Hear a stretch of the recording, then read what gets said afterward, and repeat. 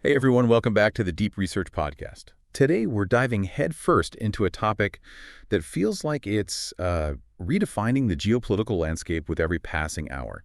The escalating tensions between the United States and Iran.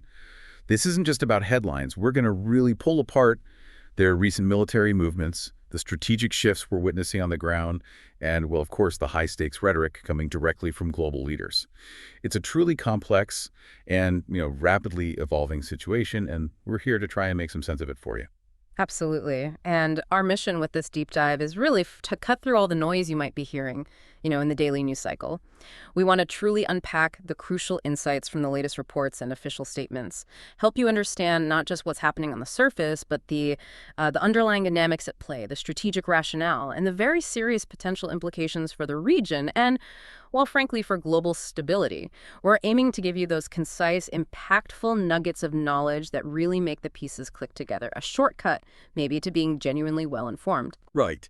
And to do that, we've gathered some truly fascinating material, primarily from a couple of recent analyses by the YouTube channel Preston Stewart. Their videos have really laid out the current situation with incredible detail, offering a perspective that cuts right to the core of what's unfolding. So let's get right into it and unpack this.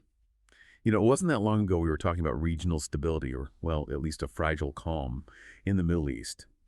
And now, suddenly, that timeless meme, the one born just in time to deploy to the Middle East, it takes on this stark, almost prophetic relevance. There's this undeniable widespread feeling, backed by concrete actions, that the U.S. is rapidly moving towards, well, a war footing with Iran.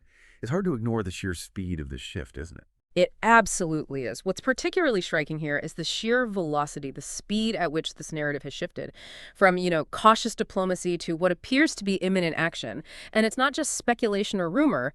This feeling, this sentiment, it's anchored in very significant statements and visible, unambiguous actions that have taken place in just the last 12 to 24 hours. There's a palpable sense of urgency, not just diplomatic talk, but actual concrete military movements backing it up. And a lot of that urgency, especially initially, came straight from President Trump himself. Last night, he put out some statements that immediately grabbed global attention. He started by saying, and I'm quoting here, "Iran should have signed the deal. I told him to sign. What a shame and a waste of human life." Simply stated, Iran cannot have a nuclear weapon. I said it over and over again. Everyone should immediately evacuate Tehran. I mean, President Trump's statement there is incredibly direct, unambiguous. How did that warning reverberate? Oh, it reverberated with immediate and widespread chaos. I mean, think about it.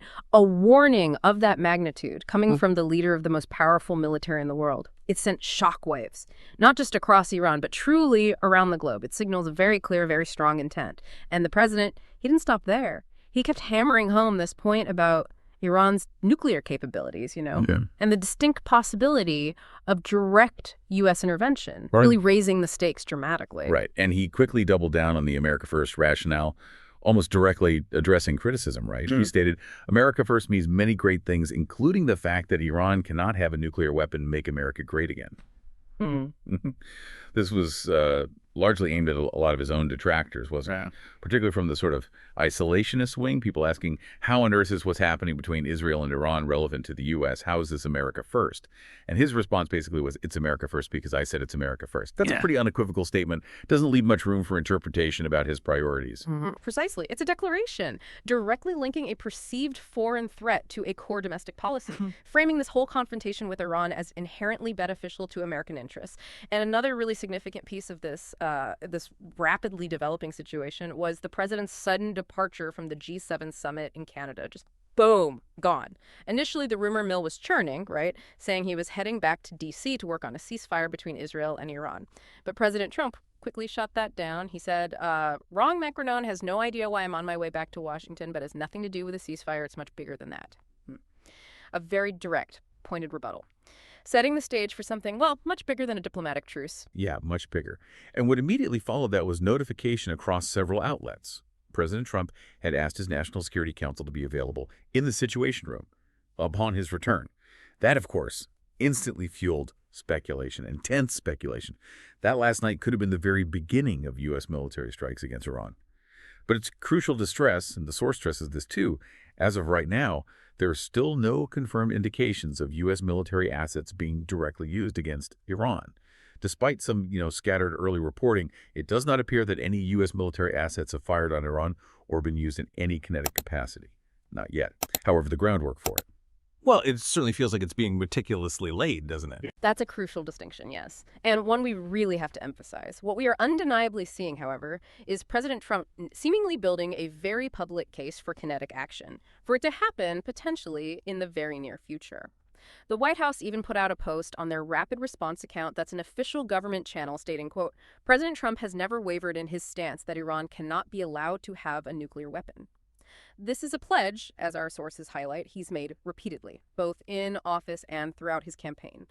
Dozens of examples, apparently. This kind of consistent, firm messaging, repeated across multiple platforms by multiple officials, it often precedes a significant shift in policy or action. It's a strategic pattern, Suggesting a strong case is indeed being made for potential military intervention, shaping public perception, laying the rhetorical groundwork. So it's not just talk, though, right? We're seeing actual military assets moving, and on a pretty significant scale. I mean, you could argue maybe that this could all be part of a negotiating tactic, a massive bluff to pressure Iran. But the sheer scale and type of movements, it suggests something far more substantial than just a show of force. Exactly. We've had confirmed reports of the USS Nimitz carrier strike group, and that's a huge naval formation, right? Carrier, destroyers, cruisers, subs, immense power projection. It's moving from the South China Sea into the Middle East. And what's significant is it's doing so ahead of schedule to replace the USS Carl Vinson. So this means for the second time in just the last few months, we're going to have 2 U.S. carrier strike groups operating in the Middle East simultaneously. That concentration of firepower in one region, particularly when you consider the context with Iran, it's an extraordinary commitment of resources, signals a profound escalation of readiness. It's a lot of firepower. A lot of firepower is right. And it's not just these massive naval groups. We've also seen the movement of at least 30 U.S. refueling aircraft into the region. That's a substantial number, isn't it? Even if it's not the whole fleet. You don't just fly refuelers, these airborne gas stations, for jets all around the world for fun, right? They don't need to do that just for routine exercises or pilot proficiency. This really signifies they might be needed for something, well, very specific and sustained. Indeed. Now, the Secretary of Defense, Heath, has stated that this reallocation of American resources, it's being done in a manner of defense. A stated goal is protecting existing U.S. forces in the region. And yes, okay, we do have a fair number of U.S. troops based throughout the Middle East. That's generally how it's being officially portrayed. However, refueling aircraft don't really do a whole lot when it comes to the direct protection of ground troops. Their primary function is to extend the range and loiter time of combat aircraft, enabling long-range strikes. So whether that's, Israeli aircraft needing to be airborne for longer to hit deep targets inside Iran, or maybe U.S. aircraft taking off from regional bases for extended missions, the capabilities these movements enable suggest a broader offensive potential beyond simple defense. So this raises an important question, right? While officially defensive, what kind of significant offensive capabilities are quietly being prepared and enabled by these strategic deployments? Right. So it's not merely about protecting what's already there, but about enabling a much larger operational capacity. This expanded U.S. presence really begs the question, what specific strategic objectives might these deployed assets be aimed at? And what unique capabilities does the U.S. bring to the table that perhaps Israel might not possess? So it delves deeper into some specific reasons for potential U.S. intervention as presented in the sources, particularly focusing on the Fordo nuclear facility. This one seems to be a real linchpin, doesn't it? Fordo. Yeah, it presents a truly unique and formidable challenge. Its centrifuges aren't just underground. They are buried up to 300 feet below the surface, built directly into the side of a mountain. And it's exceptionally heavily fortified. It's not just about air defenses around it, but the sheer physical difficulty of inflicting enough damage to truly destroy or significantly degrade that nuclear capability. It's generally not believed that Israel, on its own, possesses the specific capabilities to achieve that objective quickly and decisively. What's fascinating here is how the physical characteristics of Fordo make it almost tailor-made for a specific U.S. capability. The United States possesses specialized heavier ordnance, things like advanced bunker buster bombs, the GBU-57 massive ordnance penetrator, for example. These would likely be able to penetrate Fordo's defenses and have a great impact in a shorter time frame. So this is one of the key arguments being made for U.S. involvement if the goal is stopping Iran getting a nuke, and a big part of that program is in Fordo. Well, the U.S. has the unique ability to destroy that relatively quickly and effectively. That makes a lot of sense. A very specific target, requiring a very specific type of weapon that maybe only the U.S. has or can deploy effectively at scale. Okay, so what's the second major argument for potential U.S. intervention?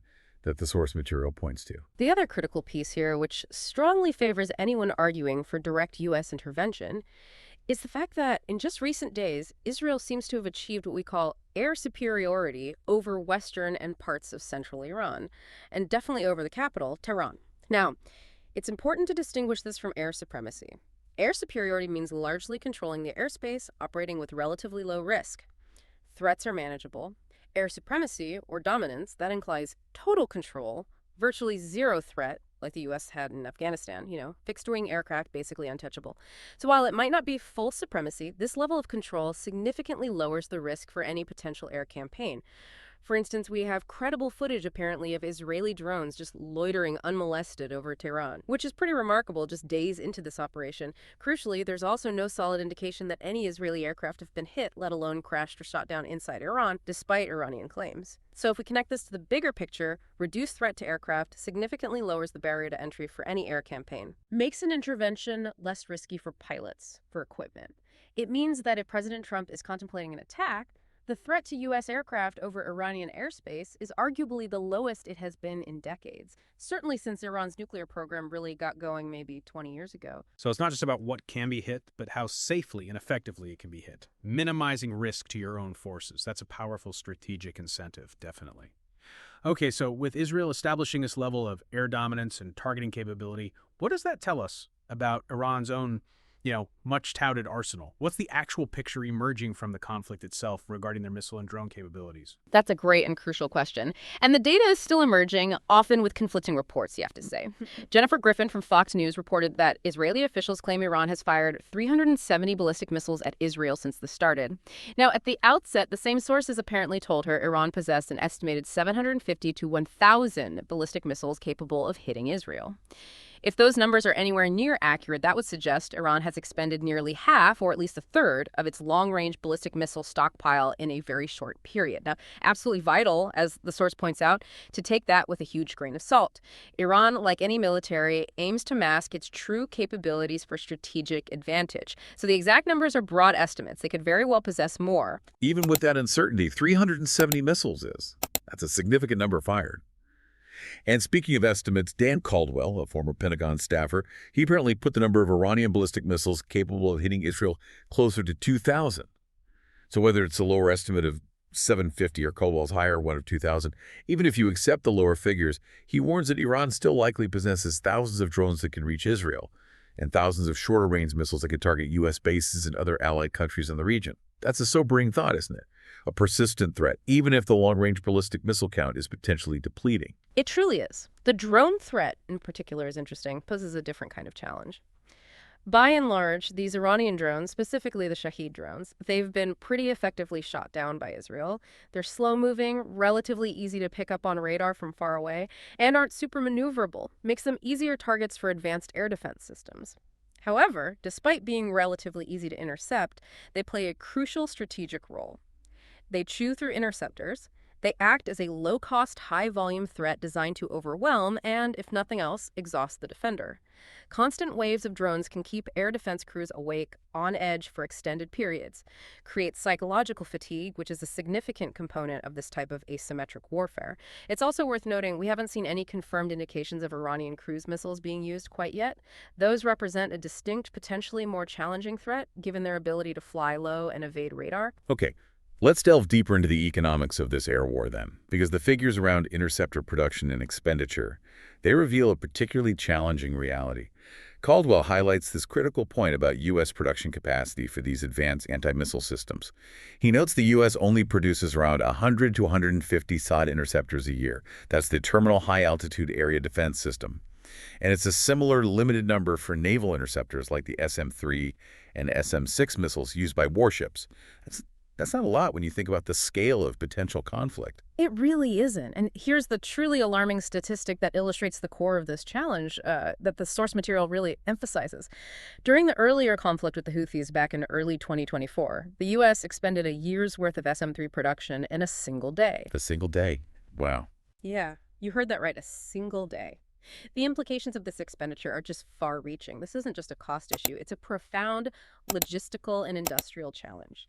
Resupplying these high-tech missiles takes months, even years. complex global supply chains, specialized manufacturing. This puts immense pressure on existing stockpiles for both the U.S. and Israel. Now, we can assume Israel has stockpiled a decent number of arrows and stunners for its David sling system, but they've also had to expend many of those against the Houthis and during Iran's previous missile attacks. So it is very likely, almost certain, that Israel and the United States are going to have to start rationing their interceptors if they haven't already. This, in turn, further increases the effectiveness of even smaller Iranian barrages, which leads to that important question. What happens when the defenders start running out of ammunition or have to make impossible choices about what to protect? The economic reality is stark. Defending against low-cost, high-volume threats with expensive, limited interceptors creates this economic and logistical Achilles heel for even the most advanced militaries. Exactly. It's the core economic reality of modern warfare, isn't it? Missile interceptors cost exponentially more money and are significantly harder to produce than the relatively inexpensive missiles and drones they're designed to shoot down. There's just no two ways about it. While we're getting better, maybe, at finding cheap ways to shoot down drones, especially those Shaheds, because the drones are incredibly inexpensive, when it comes to ballistic missiles, the interceptors are still prohibitively expensive. We've known this for a while, but it's deeply concerning to see countries like Iran and Russia developing these low-cost, long-range munitions without a parallel, cost-effective defense response to match. It's truly like a very expensive and unsustainable game of whack-a-mole, isn't it? Where the cost-benefit analysis heavily favors the aggressor. It really is. And, to their credit, Israel has started to use more and more alternative means to down some of these drones, adapting to this asymmetric challenge. Notably, in the last couple of days, we've actually seen helicopters being utilized in a combat role to intercept drones. We've even apparently seen views from helicopter cockpits identifying and engaging some of these Shahed drones. When you're talking about a truly cheap interceptor, well, a 30-millimeter cannon mounted inside of an Apache attack helicopter. That's a remarkably cost-effective way to shoot down a drone compared to a multi-million-dollar interceptor missile. This is a pragmatic, cost-effective adaptation, shows innovation in the face of resource constraints. Right. Okay, so while Iran's missile numbers might be vast, the challenges of intercepting them are equally immense, pushing defensive strategies to their limits. Now let's shift focus to Israel's direct offensive actions. We've talked about the big picture, the strategic context. But what about the actual strikes, their effectiveness on the ground? What specific actions has Israel been taking, and what kind of impact are they having? The Israel Defense Forces, the IDF, their spokesperson, has been consistently clear about their strategic aim, stating, quote, "Our aim is to remove the threat and target Iran's nuclear program and missile infrastructure."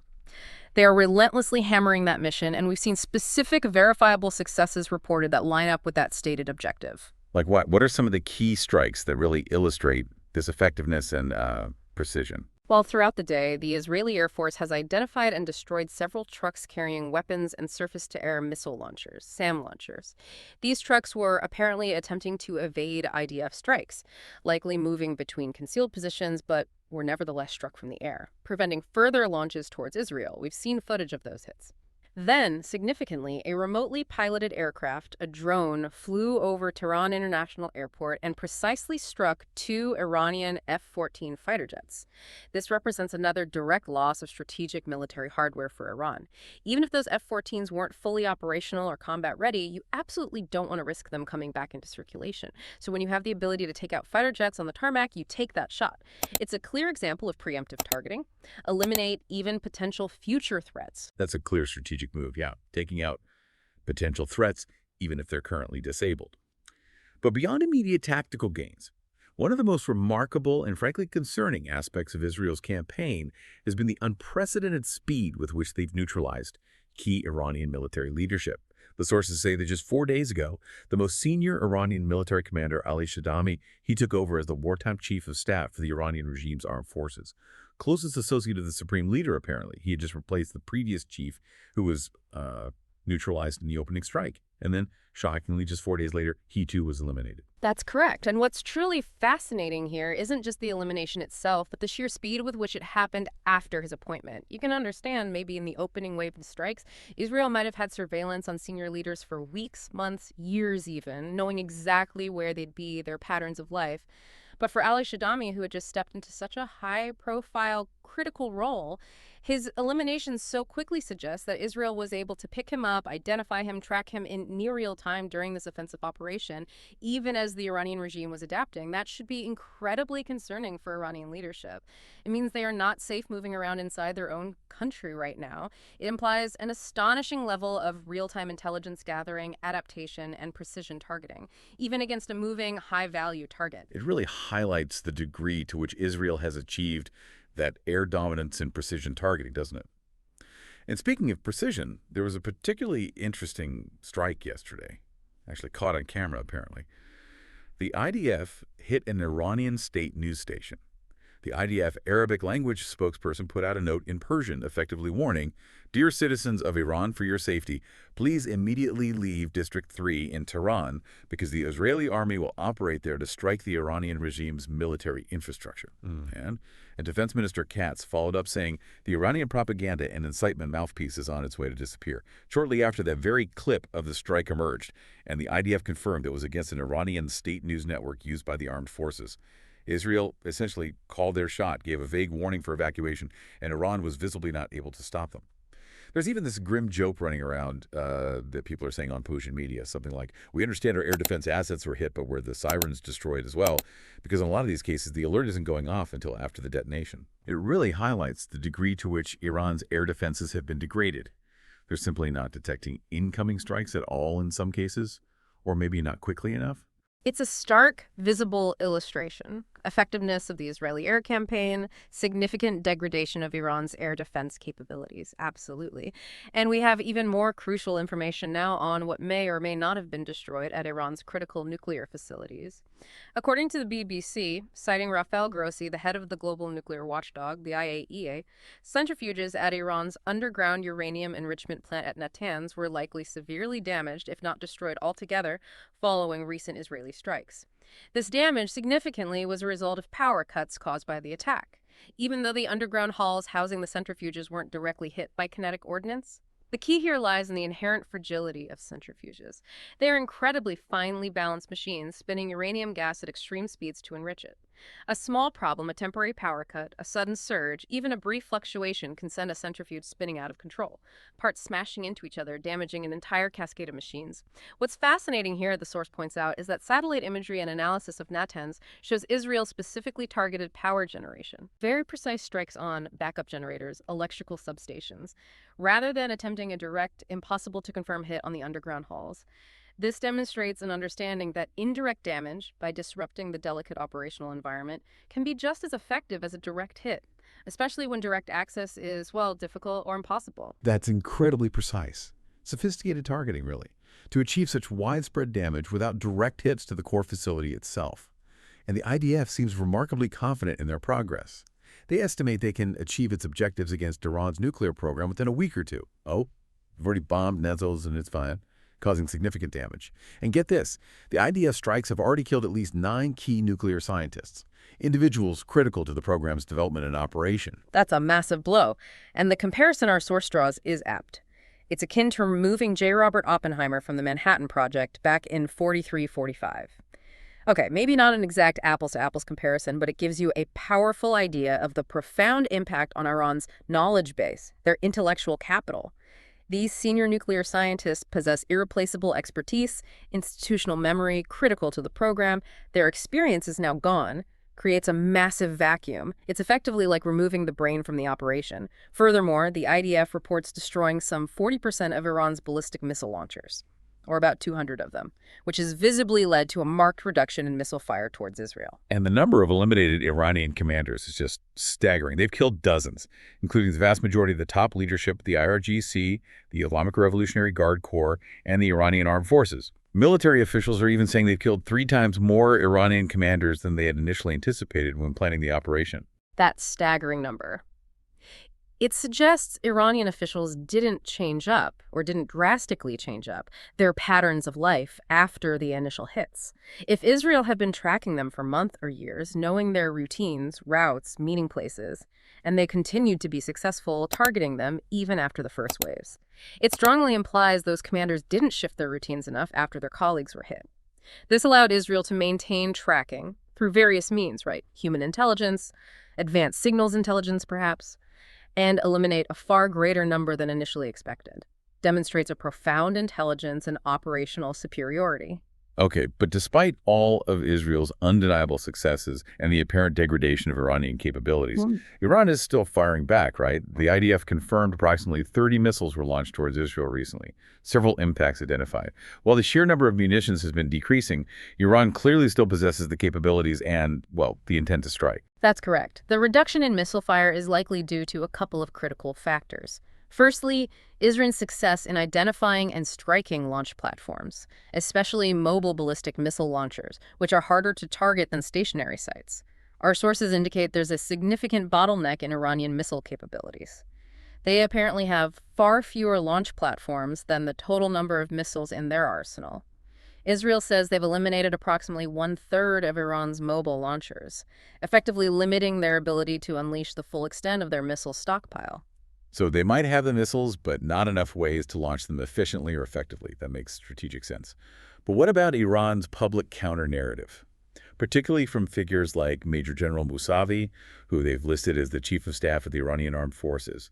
He's gone on record warning residents of Tel Aviv and Haifa to evacuate, saying the big one is coming and that what you're seeing right now isn't really anything serious, trying to downplay the impact of Israel's strikes.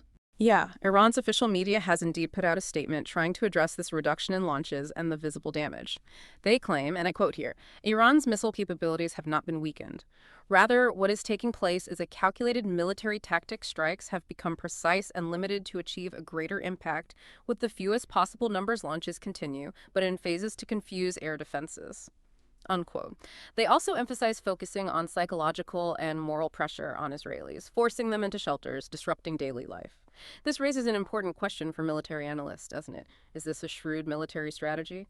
Conserving assets, confusing air defenses by launching in smaller, unpredictable waves? Or is it, as the source seems to suggest, more of a public relations effort, designed to downplay significant losses, maintain domestic and international morale in the face of overwhelming pressure?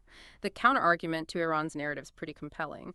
If they have more capabilities, why are they waiting? So much of their senior leadership has been eliminated, critical nuclear facilities have taken serious damage, major airports hammered. What could they possibly be waiting for if they genuinely possess a big one that could change the tide? Yeah. It's puzzling if their narrative is true. Okay, so while Israel's operations continue and their impact on Iran becomes clearer, the broader geopolitical backdrop, particularly the evolving stance and rhetoric from U.S. leadership, that remains a crucial element shaping this conflict. Let's examine how President Trump's recent statements are further defining the potential for U.S. involvement. They certainly are. Just recently, President Trump posted, and again I'm quoting, "We now have complete and total control of the skies over Iran," and he went on to claim this was thanks to American-made, conceived, and manufactured stuff. Now, in a time of such heightened international tensions, precision and clarity in language are absolutely critical. The ambiguity of "we" in that statement is, well, it's striking. Does "we" mean the United States military? Or does it mean American-made equipment being utilized by Israel?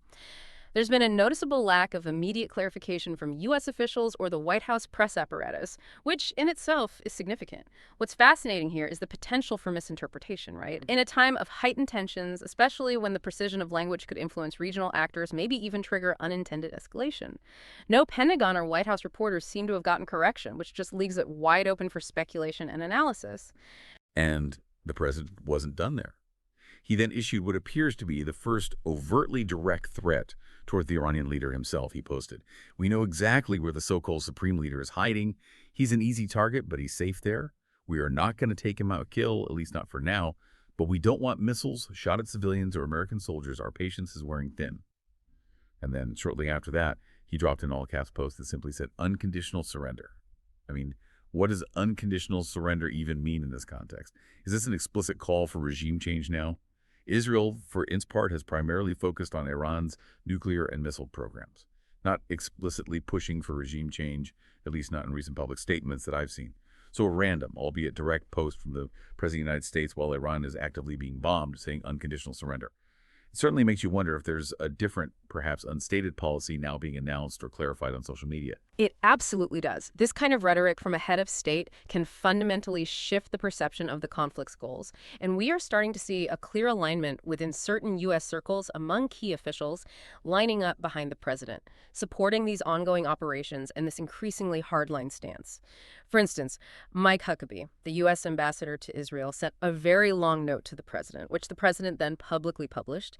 In it, Huckabee suggests that Trump is chosen by God and advocates to strike Iran now, lending this sort of religious and moral justification to immediate action.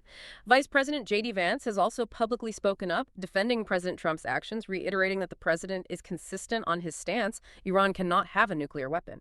This demonstrates a clear, unified message within certain segments of the U.S. government, interpreting any action against Iran's nuclear program as a direct fulfillment of long-held policy, regardless of, the directness or implications of the rhetoric itself.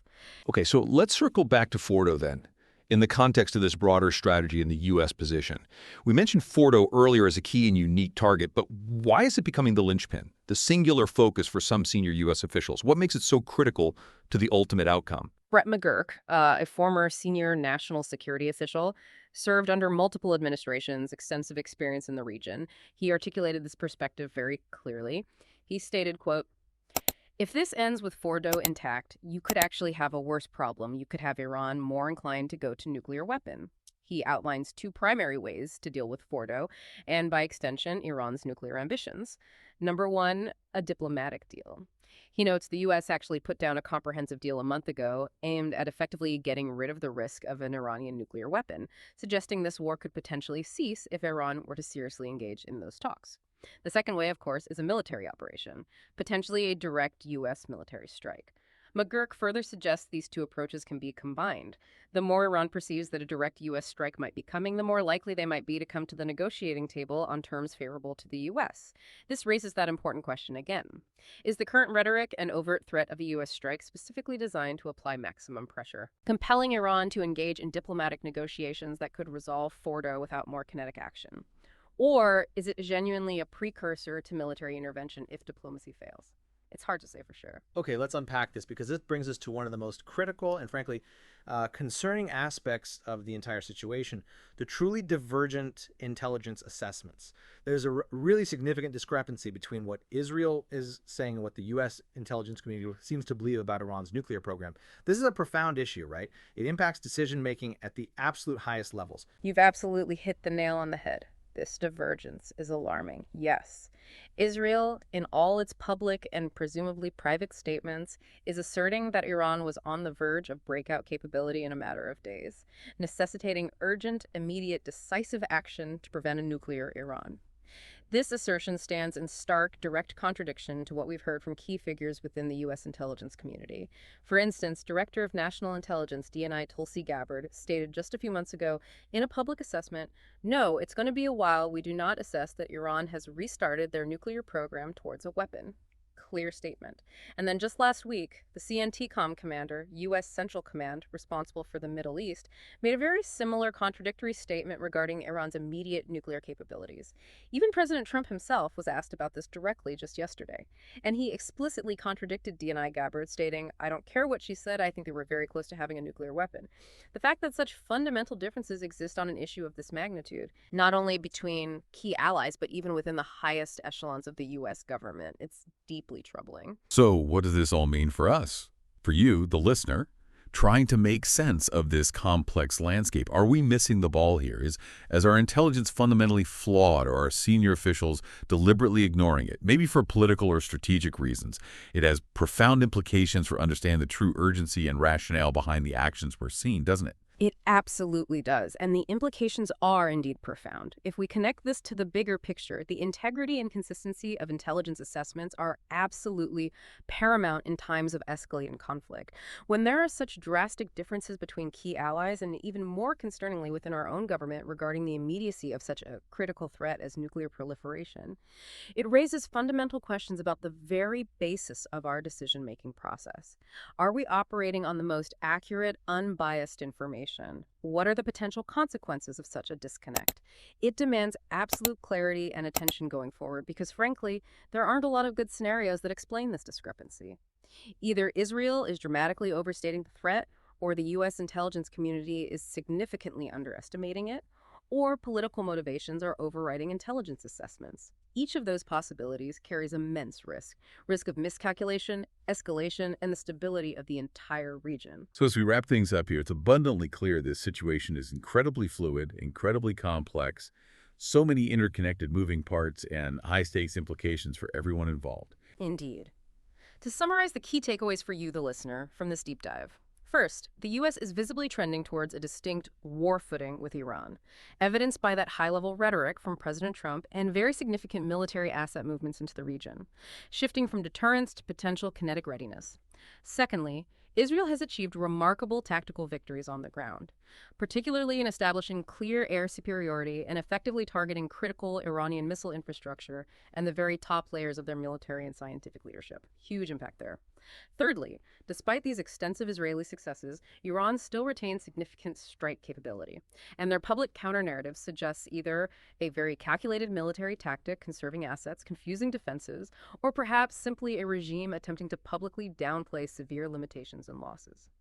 Fourthly, the Fordo nuclear facility remains that central unresolved issue, a key strategic linchpin that U.S. officials highlight as critical to addressing Iran's nuclear ambitions. And finally, and perhaps most concerningly, there's that profound and alarming discrepancy in intelligence assessments regarding the immediacy of Iran's nuclear program between the U.S. and Israel, a divergence that truly demands clarity and raises serious questions about the basis of future decisions. You've just gotten a deep dive, hopefully extracting those critical nuggets of knowledge that cut through the daily headlines and give you a more thorough, more nuanced understanding of this rapidly evolving situation. And on that note, we'd like to pose a final thought-provoking question for you to consider. Given all the information we've unpacked today, the overt military movements, Israel's remarkable strategic successes, the persistent Iranian capabilities, and that critical conflicting intelligence, what do you think is the single most critical variable? The one thing that will ultimately determine where this conflict goes next? Is it the remaining Iranian capabilities and their strategic patience? Is it the evolving U.S. political will and diplomatic intentions? Or perhaps the ultimate undisputed truth about Iran's nuclear breakout capability and the timeline for it? Something to think about. And on that note, we encourage you to stay curious, keep those questions coming, and keep seeking out the deeper understanding behind the headlines. Until next time, keep digging, and make sure to subscribe to the Deep Research Podcast so you don't miss any of our deep dives.